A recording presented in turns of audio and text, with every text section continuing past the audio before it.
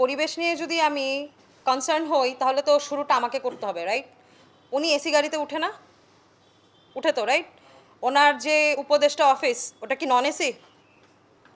উনি যে বাসায় থাকে সেটাকে আমরা কেউ যাই নেই, তবে অবশ্যই এটা ধরে নেওয়াই যায় যে ওনার বাসাতেও এসি আছে, রাইট? সো সে যেখানে এসি যে দূষণ করে পরিবেশকে কোন পর্যায়ে, ওটার যে সিএফসি গ্যাস আমাদের কি বলে এটাকে, ট্রোপোস্ফিয়ার যেটাকে বলি, হ্যাঁ, ওজোন স্তর, হ্যাঁ, রাইট।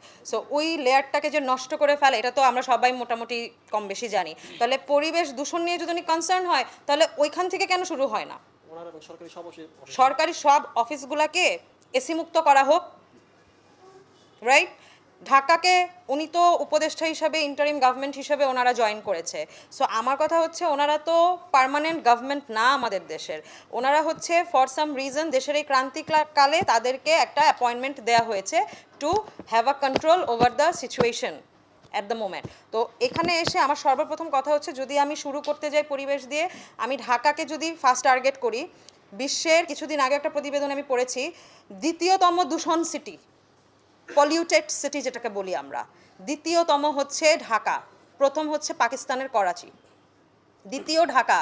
তো আপনারা বুঝতে পারছেন যে যদি আমার দূষণ মুক্ত এবং পরিবেশ নিয়ে আমি চিন্তাই করি তাহলে তো আমাকে ঢাকাকে আগে ফোকাস করতে হবে, রাইট?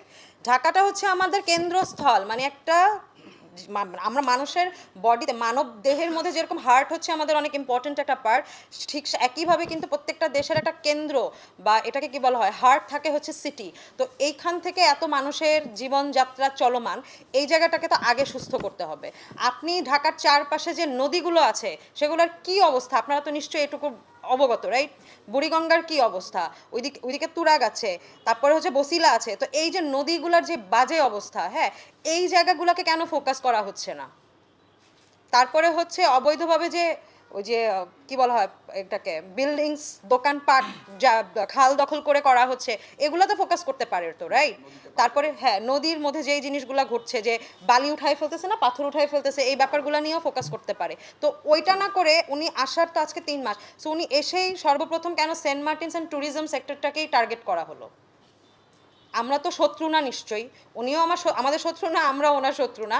উনি একজন উপদেষ্টা হিসাবে খুব সুন্দরভাবে একটা এরকম মানে কি বলবো, একটা sensitive situation of Bangladesh at the moment, এই টাইমে উনি আর ওনার পুরো টিমটা, মানে আমাদের উপদেষ্টা ডক্টর মোহাম্মদ ইউনূসের ফুল টিমটা এখন আমাদের দেশের জন্য কাজ করছে। সো তারা তো গভর্নমেন্ট হয়ে এই মুহূর্তে হচ্ছে কাদের জন্য, মানে ইন্টারিম গভর্নমেন্ট হয়ে জনগণের জন্য কাজ করবে, রাইট? সো জনগণের জন্য কাজ করতে গিয়ে ওনারা তো জনগণের সাথে কোনো আলোচনাতেই আসতে চাচ্ছে না।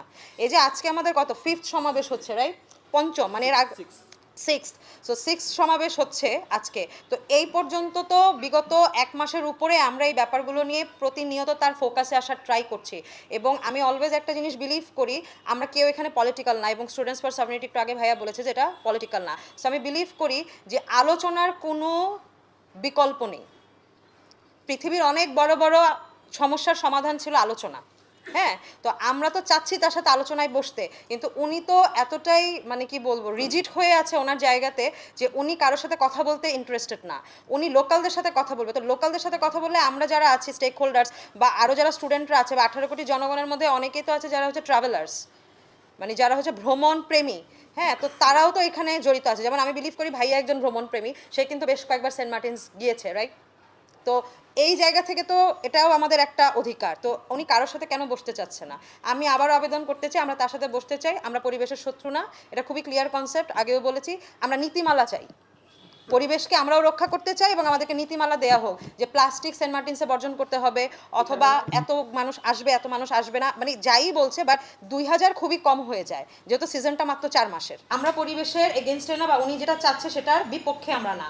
আমরা চাচ্ছি যে মাথা ব্যথা হলে যেরকম আমরা মাথা কেটে ফেলে দেই না, আমরা মেডিসিনস নেই, প্রিকশনস নেই, বা আমরা এটার পিছনে হয়তো থেরাপি ইউজ করি যাতে ব্যথাটা কমে আসে, রাইট? মানে আমরা যাতে একটু সুস্থ ফিল করি। তো সেন্ট মার্টিনসের যে ব্যাপারটা, এটা কিন্তু অনেকটা ওই রকমই। এখন ওনার ব্যাপার হচ্ছে পরিবেশ নষ্ট হচ্ছে তো বাস বন্ধ করে দাও সব কিছু, মানে মাথা ব্যথা মাথা কেটে ফেলে দাও, ব্যাপারটা এরকম হয়ে গেছে।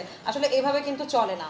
উনি একটা দেশের উপদেষ্টার দায়িত্ব নিয়েছে, তো পরিবেশের যেহেতু উনি দায়িত্বটা নিয়েছে, ওনাকে ভাবতে হবে যে পরিবেশের সাথে কয় লাখ মানুষ জড়িত, এই মানুষগুলোর রিজিকের কি হবে, এই মানুষগুলার প্রতিদিনের যে জীবিকা নির্বাহ হয় তার কি হবে। আর স্টেক হোল্ডার্স যারা, তারাও তো আসলে ভেসে আসে নাই, তারাও এই দেশেরই নাগরিক, বা এরা এই দেশের মানে এই দেশের শত্রু বা ওনার শত্রু, ব্যাপারটা কিন্তু এরকম কিছু না। অতএব ওনার উচিত সবার সাথে বসা, স্টেক হোল্ডার্স হোক, লোকালস হোক, বা আমাদের মতো স্টুডেন্টস হোক, সবার সাথে আমি মনে করি ওনার বসা উচিত।